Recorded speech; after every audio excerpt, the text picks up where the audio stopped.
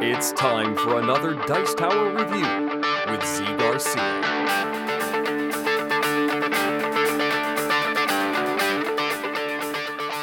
Hey everybody, today I'm taking a look at Dragonfire, which is a cooperative deck building game. This is an evolution of the system first introduced in Shadowrun Crossfire, now with a D&D theme, of course, and some modifications. The idea was, of what I had heard, was that they were going to make the game a little easier to beat, a little easier to handle, and the progression of how quickly you unlocked things in the game a little faster as well.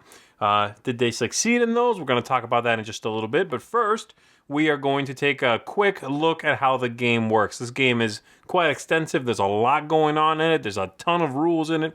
So I'm going to give you a fairly brief and sort of distant overview of it. Certainly nothing you could learn the game from, but just an idea for you to understand how the general flow of the game goes and some of the concepts involved. So here we go.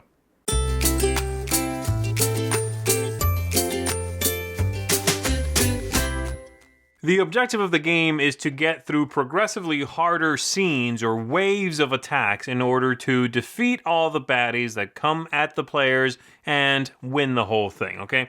And you are going to be cooperating in order to do that. So the first thing you do is you're going to pick an adventure that you are going to play through. You can play through one of these solo, or you can also just do the campaign that it includes with parts 1, 2, 3, 4, and 5. You can work your way through those if you'd like. We're just going to do the basic introductory one for now, Dungeon Crawl. Put that there. It's going to have some setup, things like that, and it'll tell you the different scenes you are going through and how tough they'll be to defeat. Every player has their character. They start with some amount of XP, which is basically money, and you have a starting deck of cards. You are ready to begin. So, each round is basically going to go like this. At the beginning of the game, we're going to start the first scene. We flip over this player who has the Dragonfire token, flips over a Dragonfire card. It'll have some sort of text that affects the round, all right? And then we are also going to give everyone, we're going to flip over one of these. We assign it to the matching player. In this case, it is that player's color, that player's type, okay? And then we give every player one around the table after that. So I get one, and this player here gets one, and we are ready to begin. So I'm going to have a starting hand of cards, in this case 3, and the general idea is I'm going to be playing these cards in front of me. They sometimes will trigger a power. They'll usually have a symbol at the top, and those symbols I will then use to assign damage to the different characters. I can attack anyone as long as they are in the same location as me. It's possible that some characters will end up in different locations. Not really going to go into that, but be aware it's another thing in the game. And there's a lot I'm going to be glossing over because the game actually is quite involved and has a lot of things going on in it. So, let's say, for example, I have this character in front of me. I could, and they'll all have text and different things like that. Again, I'm going to gloss over a lot of that just to give you an idea of how it works. So, this character here, for example, tells me on the side the different kinds of attacks I have to do to it to defeat it, and then at the very bottom it tells me when it hits me, how much it hits me for, okay? So let's ignore the text on it for now. The first one, the top level here says 2 colorless attacks. And then below that it shows blue, below that it shows green. These all have names again. I'm using short-term colors, just the shorthand of the color to make it a little bit simpler, okay?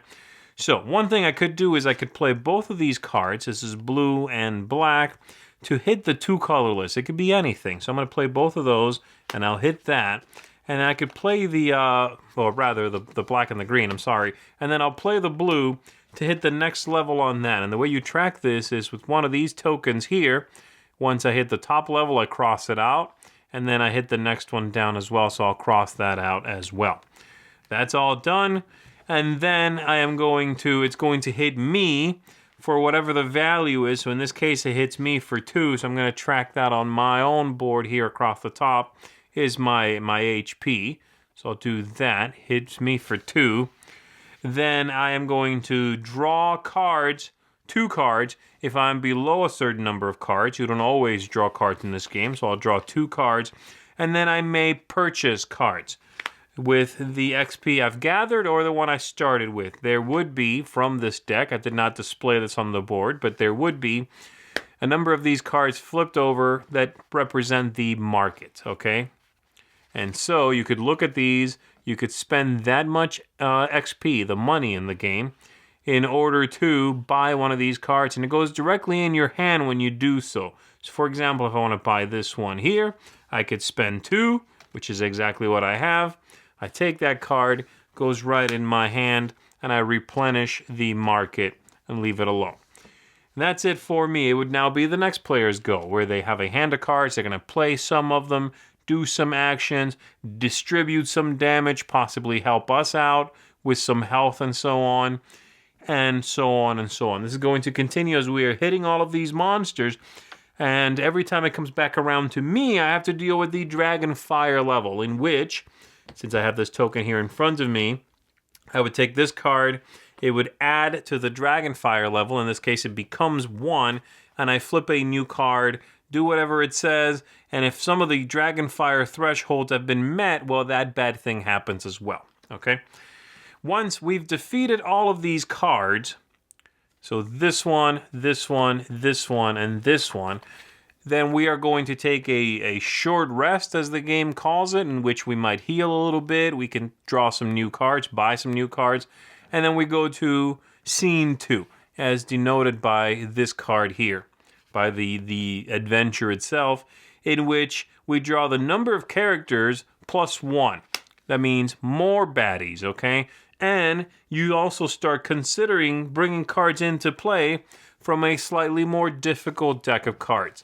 You're going to draw some of these first, and then the rest out from the simpler baddies in this deck.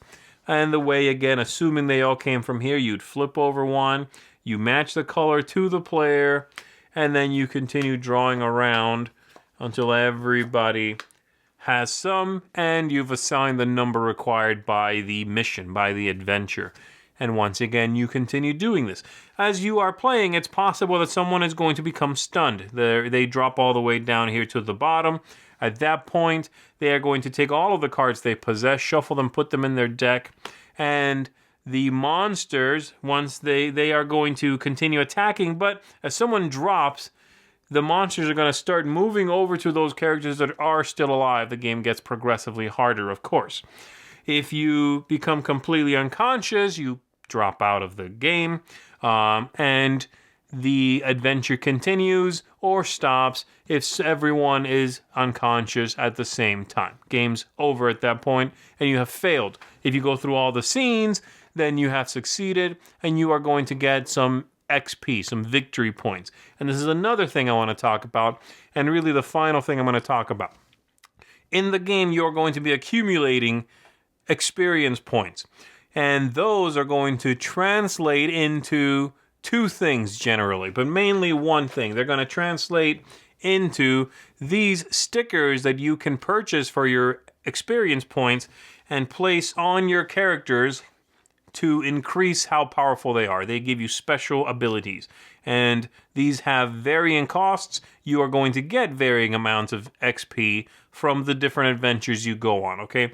The other thing you can get as you are completing missions, as you are completing adventures, is these cards here, which are beautifully printed. They have a foil finish going on there, and these are special items that you are going to gather based on what the adventure says and be able to include them in your deck in upcoming missions, upcoming adventures, all right? And there's quite a few of these. They have a rarity assigned to them. So we have commons here in the front, all the way up to some very rare items here in the back. And they'll allow you, again, to do new and cool things in the game. So that's a very general overview of how the game goes. You have baddies in front of you, you attack them, you deal with the ever-increasing Dragonfire level, so you gotta hurry, otherwise this is really going to hurt. And you help each other out by playing cards at opportune times so that something in front of a player will go away before it hurts them too much. As you can see, not every player has the same amount of XP, so you all really have to plan and coordinate your attacks to hit the right monster and the right threat at the right time. There's a few other things going on, and really on top of that, there's a ton of little rules and exceptions to rules and many, many different things. But I just wanted to give you an overall idea of how the game works. And we'll talk a little bit more when we go back up top and discuss how I feel about the game and if I think it's a good adventure. So that's it. Let's take a look at some talking points using my target audience system here. We're going to start, of course, with thematic ties. The game, I'm not a huge D&D fan. I should start off there. But this one certainly embraces its theme and puts it everywhere. The theme really is well implemented. It's through and through everywhere in the game. The missions, the adventures are thematic. If you got to read them to them a little bit, but they give you that story. They give you that nice campaign that you can follow along in, or you can just pick and choose what you do. All of the cards are interesting. They're part of the world, certainly. And so I think they did a slam dunk job with the theme in the game. That's all well done. The aesthetics in the game, which is also the quality of the components, I think are overall really nice. The one thing I was concerned about at first was those little clips that you use as sliders everywhere. You put them not just on your player board, but also on the encounters you have sitting in front of you. And at first I was a little bit worried about that, seeing as to how they could possibly damage the cards. That has not been the case. They have an interesting finish on them, the cards, that makes them perhaps a little more resilient to that damage. And so I like that. I'm very happy with the way that's been working out.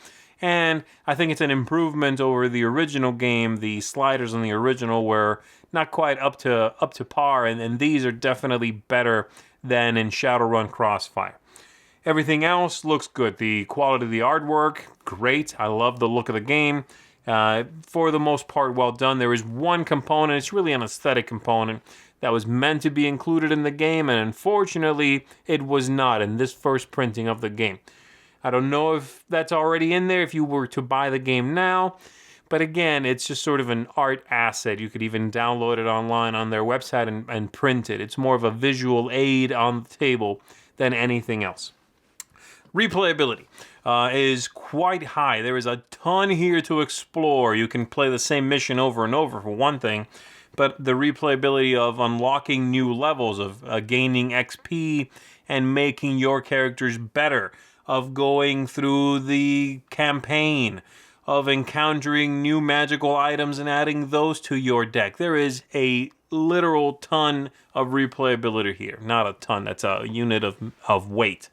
So not literal, but quite a bit of replayability, which is very nice. And you are, if you get into the game, you are going to get your money's worth with how much you can play this without it feeling samey and repetitive. There are different avenues you can go. I mean, even starting again with a new character if you so choose, because there's a lot of characters included in here. And on top of that, they do sell this sort of recharge pack with more stickers, more characters that you could get, assuming you went through all of this content and wanted some more, okay? Game length is a little on the long side for me. Now, part of that is because you are going to spend at least one solid full game learning, okay? And if even one player is sort of new to the experience, it might draw out a little bit. Some of the different missions as well, some of the different adventures are going to have varying lengths. So it's a hair long. But once everyone gets up to speed, and again, if you really get into the game, it's going to pick up a lot more steam. And that's a point I want to drive home here. But this is that kind of game. This is the kind of game that you go, narrow but deep into. You're going to, if you get into this, you're going to play it a lot. And that's really almost the sort of experience it demands. It demands of its players attention and study and thought. This is not the kind of game you bring to the table on game night and knock out a quick game of it and then put it back on the shelf and forget about it for a few months.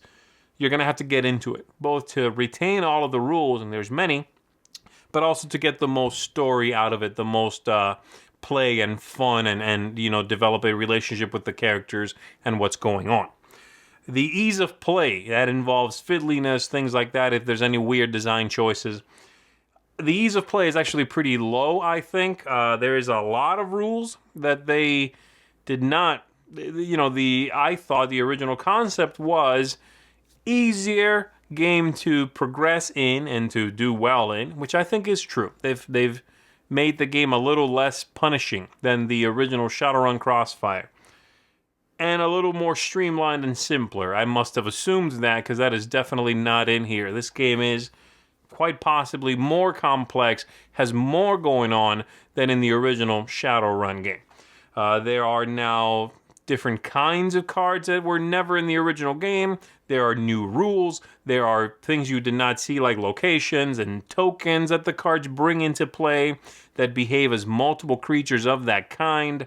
There's a lot here. So the ease of play and how quickly you're going to get up to speed while playing is quite low, okay? As far as fiddly aspects go, it's not really that fiddly. The little sliders on the carts maybe. Other than that, not bad, so that's okay. And as far as any weird design choices, I almost wish that the whole concept of locations had been jettisoned, maybe to an expansion perhaps, because it is a whole new mess of rules you have to deal with that really doesn't bring a whole lot to the table, I think.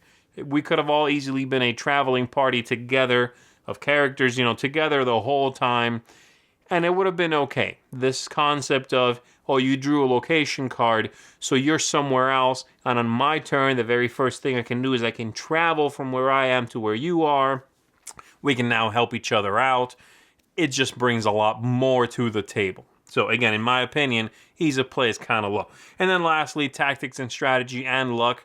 There's a little bit of luck here, especially with the monsters you are dealt at the beginning of each scene, but the tactics here and the strategy even is surprisingly high. And the reason for that is because just like its predecessor, this game is extremely puzzly. You have to converse. You have to figure out what the best thing is to do.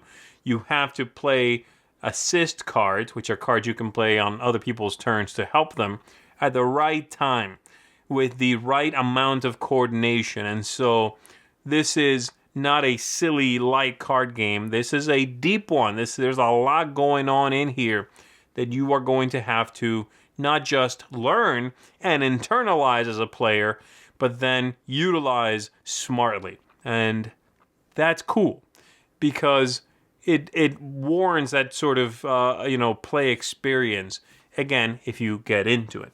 So all of that to say that in some ways this game very much pleased me. I think it's one that utilized the original system from Shadowrun Crossfire, added the D&D theme flawlessly, and added a bunch of cool new concepts and mechanisms. On the other hand, and it made it easier, by the way, the progression level, the winning mostly. Actually, the stickers, I think, are unlocked kind of slowly still. I want more stickers.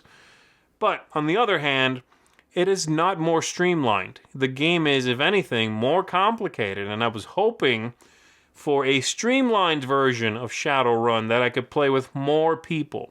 This is quite possibly harder to bring to the table. There is more to explain, more keywords and rules and exceptions to rules, okay?